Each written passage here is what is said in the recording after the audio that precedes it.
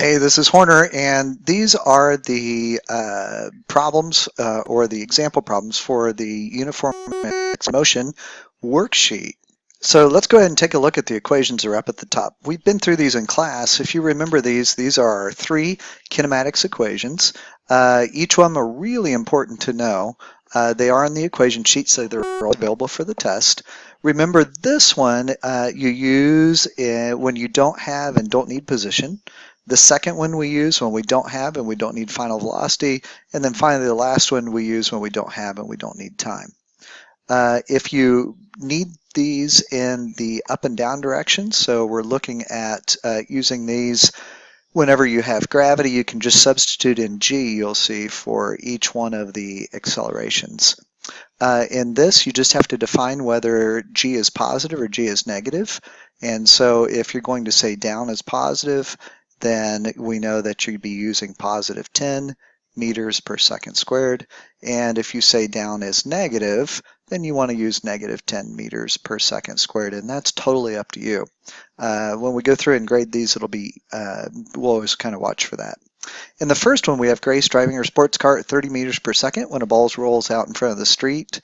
In front of her car, she slams on the brakes and comes to a stop in 3 seconds. They want to know what is the acceleration of Grace's car. So let's go ahead and define what it is that we have. Our initial velocity is equal to 30 meters per second. Our final velocity, because she comes to a stop, is 0. And the time that it takes for us to stop is 3 seconds. From these things and knowing that we're looking for acceleration, that's our unknown, you'll notice that we're going to use this first equation. So pretty easy to do here. Always start with the equation. Vf is equal to Vi plus acceleration times time. Final velocity is 0. Initial velocity is 30 plus the acceleration, which we don't know, times the time, which is 3 seconds. We're going to subtract 30 from each side. When we do that, we're going to get negative 30 is equal to the acceleration times 3. At this point, we're going to divide both sides by 3. And when we're done, we're going to have an acceleration equal to negative 10 meters per second squared. And that is our final answer. If we were doing points on this one, I'll show you what the points would be in blue. So first point you would get is for the equation itself, 1 point for filling it in, 1 point for the negative sign, 1 for the number, and then finally 1 for the unit. Let's go ahead and take a look at example problem number 2. King Kong carries Fei Ray up a 321 meter tall Empire State Building. And when King Kong does that, we see that at the top of the skyscraper, Fei Ray's shoe falls from her foot. They want to know how fast will it be moving when it hits the ground. Here we're assuming that there is no air resistance. So it's a really sleek shoe. Oops, R-E-S-I-S-T-A-N-C-E. In a lot of these, you have to remember that there's no air resistance going on at all. So let's go ahead and think about what's going on. We do have a really tall building. So we'll go ahead and draw this really tall building here. And at the top of the building, you've got King Kong. You've got the little lady right here, and her shoe drops, and it falls, and we know it falls 321 meters. So that's our delta x. We know that the velocity at the very top, so our initial velocity at the top is 0 meters per second, and we want to know what is the velocity final at the bottom, and that's just before the shoe hits the ground. Okay, so right at the instant it hits the ground, it's not after it stopped. So this is not also 0 meters per second. Make it very difficult for us to figure out what's going on there. So our equation that we're going to use for this one is Vf squared is equal to Vi squared plus 2 times gravity. Notice that we're dealing with gravity here, times the change in our position, and the x there doesn't mean x-axis, it just means it could be in any direction, and we're going to say that down here is going to be positive. Our final velocity then, squared, is equal to our original velocity, which is 0, plus 2 times gravity, which we're going to just use 10, and it's positive because we said down is positive, and then our change in position here is 321 meters. Now we're going to solve for VF. VF is equal to the square root of 2 times 10 times 321. This will be equal to the square root of 6420, which will end up being about 80.1 meters per second. So once again, we have to worry about the points. We get 1 point for the equation, 1 point for filling it in, 1 point for the number answer, and 1 point for the unit. So if you don't show this, that's okay. You'll still get the same number of points, but if you make a mistake here, then it's really hard to kind of help you figure out where you made your mistake. Let's go ahead and take a look at the next problem. We'll make everything red again. And if we go to the next problem, this one says the Steamboat Geyser in Yellowstone National Park is capable of shooting hot water up from the ground at a speed of 48 meters per second. How high can this geyser shoot? So the water we know is going up this way, and at the very bottom our initial velocity here is 48 meters per second. At the very top our final is equal to a speed of 0 meters per second.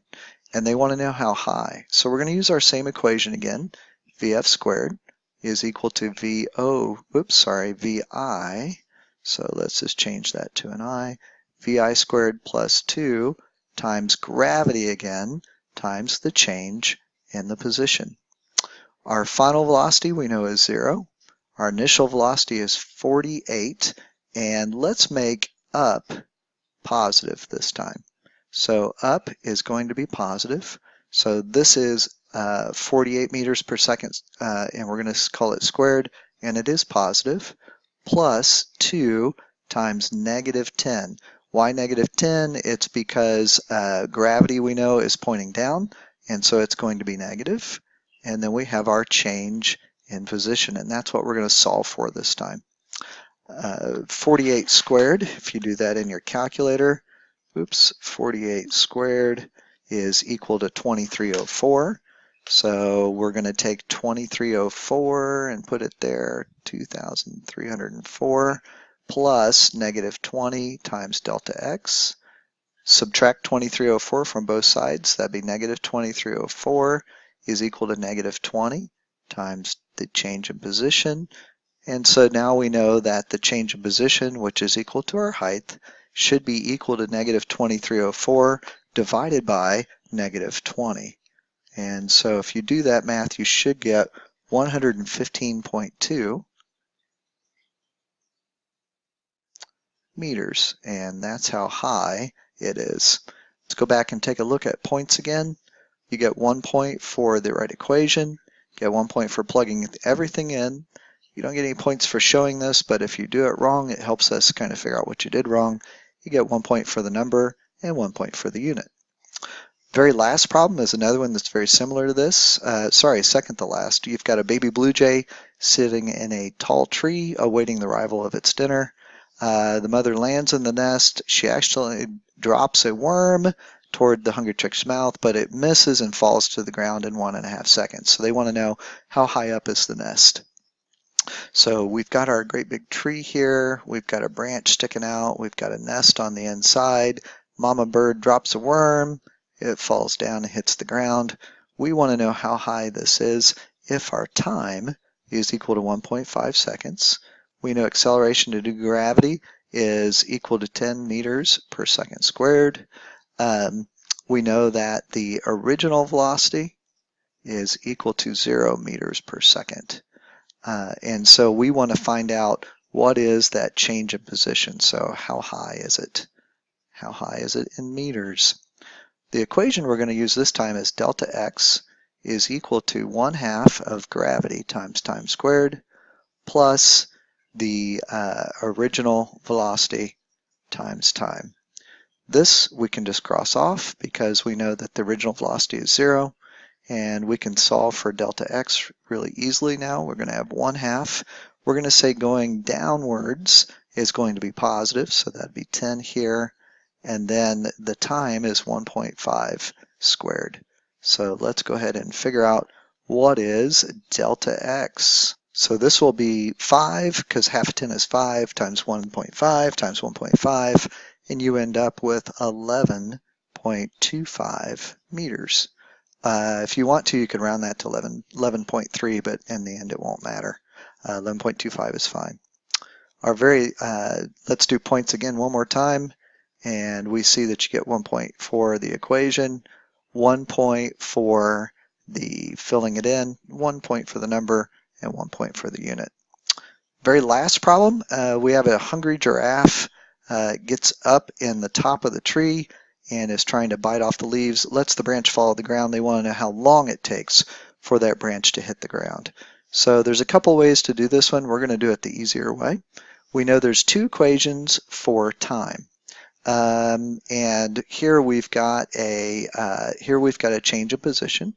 So that's equal to 6 meters. We know that the original velocity before it falls is 0 meters per second. We don't know what the final velocity is, so we're going to ignore it. They want to know how long it takes, so that's delta t, and we're not sure what that is, but we know gravity is 10 meters per second squared. So let's use an equation that has all these things in it. We know that Vf is equal to Vi plus gravity times time. If you use the other equation, if you use delta x is equal to 1/2 of gravity times time squared plus the original velocity times time, that one would also work. Here in this problem, obviously we're going to have a little bit of trouble because we don't know what the we don't have any variable for delta x in here. What you could do is you could solve for final velocity and then go back in and use another equation, use your Vf squared is equal to Vo squared plus 1/2, plus 2 times gravity times the change in position, but this one I think will work just well. Here we've got a delta x of 6, that's equal to 0.5 or 1/2 of 10 times the time squared. This guy over here, we said Vi is 0, so that crosses off. Now we're going to take 6 and divide that by 0.5 or multiply by 2, and that's 12, and then divide by 10. And if we divide by 10, we get 1.2. So then we'll take the square root of that, and that will give us our answer. So here we've got t is equal to the square root of 6 divided by 5, and we will end up with 1.10 seconds. And that's how long it'll take to hit the ground. Like I said, you could start with this equation, find that final velocity, and then use the equation Vf squared is equal to Vi squared plus 2 times gravity times the change in position. But now you're doing a lot more steps. It's just easier to use this equation. Points one more time for this one. You're going to have 1 point for the equation, 1 for filling it in, 1 for the answer, 1 for the unit. So it really wouldn't matter how much math you show after that, just help you if you're having a little bit of trouble. And those are the example problems.